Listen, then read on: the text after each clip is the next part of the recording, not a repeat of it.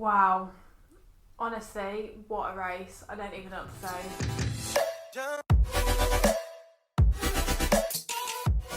Hi everyone, it's Keira and welcome back to my channel and welcome to the tail end race review for the Sakhir Grand Prix. Now, my emotions are everywhere, I think, as most people's are, so I feel sad. I think my overriding emotion is sad. But anyway, this is my tail end race review for the Sakhir Grand Prix. I will be talking you through my key moments of the race, I'll be talking you through my predictions, and I'll be talking you through just things like that. So before I get into the video, if you do enjoy it, please give it a big thumbs up and do not forget to subscribe to my channel down below. But yeah, let's just get started. Okay, so first I think I need to talk about the race start. We thought we were gonna have a clean start. I think hopefully things are gonna go well this weekend. Hopefully we don't have anything like last weekend. We didn't, but we did have a little bit of an incident with Charles Leclerc going down to turn 4. He just sent it up the inside of Checo. I think so there was Valtteri, Checo, and Max was in the middle. Max kind of came out of that because he realised he was going to get sandwiched. Charles came out absolutely nowhere. Coming out of turn 3, Charles was like nowhere. But Charles just came up the inside, thought there's a gap here, which there was not. I mean, there kind of was, but there wasn't with how you take that corner. And Charles sent one up the inside of Checo. He locked up, hit him, and spun Checo. And Checo actually didn't have any floor damage or anything, I don't think. I think he literally carried on. He just needed to change his tyres, which I'm so, like, I'm not confused about, but I just expected him to have so much more damage than he did. And unfortunately that meant that Charles went into the barriers and was done for his race. But at the same time, Max Verstappen, the innocent party in this. So Max was trying to avoid this collision and tried to go around the outside of Checo, then went into the gravel and straight into the wall, broke his suspension right in there, and the nose was right in the barrier and it was over.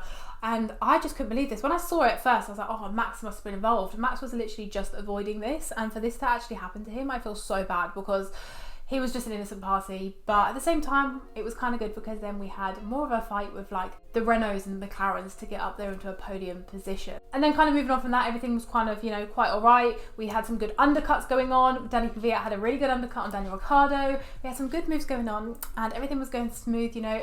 George Russell had pulled a massive gap out from Valtteri Bottas. It was amazing. And then we hear, I've got no power. And I was like, hang on a minute. Did he just say he had no power? I think everybody's heart stopped. My heart just went. I was like, what do you mean you have no power? Like, I just thought it was going to be like a Charles Leclerc moment from Bahrain last year, but it wasn't. I think Ant Davidson basically said it was something that he had to turn off at the start, and then I think from the pit stop it kind of turned itself on again, so he had to turn it off. So it wasn't really an issue, it was more of a sensory issue, so it wasn't actually an issue with the power unit, thank God. But oh my God, my heart, I just stopped. I was like, did he just say he had no power? But he was okay to carry on for now. I think another point I want to pick up on before I start talking a bit more about the Mercedes again are Ferrari's pit stops with Sebastian Vettel. This is becoming a theme, and I'm very glad he's leaving Ferrari at the end of the year, because if not, this theme would probably carry on into 2021. Oh my God, the first stop Sebastian had was, I think, 4.5 seconds long, and then the second stop was 6.5 seconds long. And I don't know what they were doing with that front left, but it was not what you're meant to be doing at a pit stop. I just don't know why Ferrari every single time just cannot do this pit stop with Sebastian. It's becoming an every weekend thing. I'm not even exaggerating, it is literally every weekend.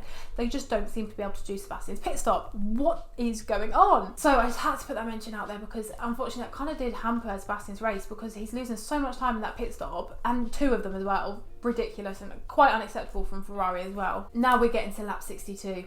Okay, Jack Aitken goes a little bit wide in the final corner, loses his front wing into the barrier, and this brings out the second virtual safety car after Latifi's. And it then turned into a actual full safety car, and Mercedes thinks, you know what, let's do another pit stop. Did they need to? Not sure. Anyway, they thought, let's double stack. We all know double stacks are very, very risky, I think is the word, and that's exactly what it proved to be this weekend. Oh my God. First I saw George come in and I was like, right, this is a little bit wobbly, but it's okay. He went out fine. Then Valtteri's stop was 27.4 seconds long. They didn't know what tyres to put on. I was a bit confused because I was like, why are you not putting the mediums on? Then I saw them, it was like the front right man was like, hang on a minute, what are we doing? And then he put the hard back on. I was like, that is a definite set of old hards. So Valtteri goes out on the hards and I'm thinking, what did they just do? And I think everyone was a little bit confused, like, what on earth did you just do, Mercedes? And then we get the call on the radio to say the Mercedes put the wrong tyres on George. So they'd put Valtteri's tyres on George, and George needed to come back into pit. And I've never felt heartbreak like that. And, you know, I've seen some heartbreaking times in racing before, but that was just ridiculous, like absolutely ridiculous. So on lap 68 we got running again, and Valtteri was P4, Russell was P5. We had the likes of Perez, Ocon and Stroll ahead, which inevitably came in that order for the rest of the race, but the Mercedes were on one, and I was thinking, right, this is okay, we've got like 20 laps left to go, George is going to be able to go for this, George is going to be able to make these moves, because, you know, he's on this fresh set of mediums. Valtteri isn't, he's still on his whole set of tards because they had to put them back on. We should all be fine. We start going again. George is literally in the like 5 laps, I think he's up to P2. He was 3 seconds away from Perez. I was thinking this is going to go well. Obviously I love Checo, I want him to get well, I want him to get his first win, but it was George Russell's time. I think everybody knew it was George Russell's time. And then we get this radio and it's Bono, and he goes, we've got a slow puncher, we need to box. And then Crofty started saying, oh, Valtteri Bottas has got one. I'm thinking, what are you talking about? That was Bono. That was Bono on George's radio. That was not Valtteri. And then it clicked for Crofty and Martin that is actually George. And I just thought, this can't happen. This can't happen. I honestly, I still don't know how to feel. I can't believe it. How can you be so unlucky 2 times in one race? It's ridiculous. He fell to P14 and then tried to build himself back up from there. He actually built himself back up to P9 and got the fastest lap. So I think he got like 4 points or something like that. But honestly, it's not what you expect. If it was George Russell and that Williams, we would all be overjoyed because he's got his first points in Formula 1, but we all know it's not the same. And yeah, because of Mercedes messed up pit stop and also debris on the track, lost George Russell a win this weekend, and it's just, it's awful, it's heartbreaking. But on the other side of things, Sergio Perez did get his first maiden win in Formula 1, and Ocon P2, Stroll P3, amazing podium. I thought this was really good. I can't believe Sergio Perez, a race winner now, has no seat for 2021. It's absolutely ridiculous, it's ludicrous, I can't believe it. I hope to pray, this is the thing, because I love Alex Albon, but at the same time I really want Sergio Perez to get a seat. There's too many good drivers, we need more teams coming into Formula 1, but that is another story for another day. But again, I'm really happy with the top 3, but what could have been is what is breaking me. So overall, I think the race was really good. It was heartbreaking, but it was a good race. I don't know if I want to watch it again, but you know, it was sad.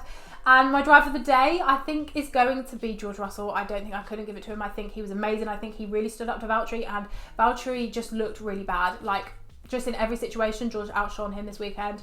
Valtteri just really looked pathetic. But also a quick shout out to Danny Kvyat and AlphaTauri as well, because I think Danny had a really solid race this weekend. So moving on to predictions time now. I made my predictions back at the Bahrain 1 for the Bahrain 2. Now obviously I said Lewis, so everything I said Lewis for, I'm going to say George for, and then the same for next weekend, because obviously we don't know if Lewis is going to be back or not. So for Bahrain 2, I predicted that Lewis Hamilton was going to get pole position, Valtteri Bottas was going to be in P2, and Lance Stroll was going to be in P3. It was actually Valtteri Bottas was on pole position, George Russell was P2, and Max Verstappen was P3. So I wasn't really right there. For the race, I said Lewis Hamilton was going to win, Checo was going to be P2, and Lance was going to be P3. And actually, I wasn't too far off. I got both the racing points. I just knew they were going to be fast this weekend. I knew there was going to be something from them. And Checo won the race, Esteban Ocon, amazing P2, and Lance Stroll in P3. For fastest lap, I said Sergio Perez. It was actually George Russell and his charge at the final couple of laps. And to retire first, I said Ocon. But technically, it was actually Max Verstappen who was first in the wall out of him and Charles. So I'd say it's going to be Max. And obviously, Ocon was on the podium. So my predictions for Abu Dhabi. Now I put George in, but obviously if it is Lewis, then it still stands. Like, I'm saying George now, but if it's Lewis, it's Lewis. Does that make sense, basically? So qualifying, I've predicted that George Russell will get pole position over Valtteri Bottas, and Max Verstappen will be in P3. The race, I've said that George Russell will also win. I said Valtteri Bottas would be P2, and this time Sergio Perez will get P3. I feel like he's going to be on the podium again. This man is on fire at the moment.